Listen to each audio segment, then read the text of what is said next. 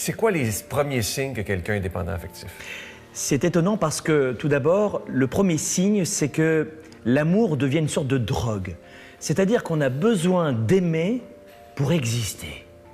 Si on n'est pas aimé, on n'a pas le sentiment d'être entier, complet, de véritablement exister. Et je crois qu'on est dans la dépendance affective lorsque on ressent finalement une absence lorsqu'on est seul, sans le partenaire, sans l'autre.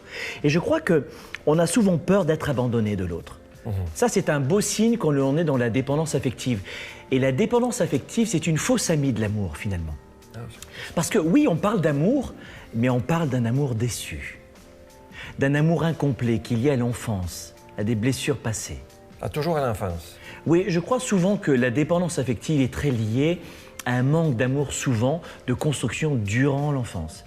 Et lorsqu'on s'aperçoit qu'on veut absolument toujours plaire à l'autre, de façon excessive, et qu'on est dans une recherche toujours de l'approbation de l'autre, là on arrive vers quelques pistes de la dépendance affective. Oui. Pourrais-tu nous les donner d'ailleurs, ces pistes-là? En fait, je crois que la première des choses, il faut comprendre que on a du mal souvent, numéro un, à prendre des décisions sans l'autre. On veut acheter quelque chose pour un repas, on veut proposer un restaurant, on veut proposer des vacances, mais on a toujours de l'approbation des autres. Ça, c'est numéro un. Ça te parle, ça, ou pas? Oui.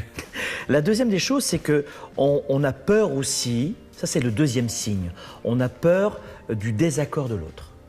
On ne veut pas décevoir l'autre, on ne veut pas s'opposer à l'autre. Ça, c'est un deuxième signe que l'on retrouve souvent. Troisième signe aussi que l'on retrouve chez ces personnes qui souffrent de dépendance affective, c'est qu'on a toujours besoin d'avoir l'avis de l'autre. Ah ouais. Tu connais des gens comme ça? Ah, ben oui. Et c'est-à-dire qu'on a du mal à voir les choses par soi-même.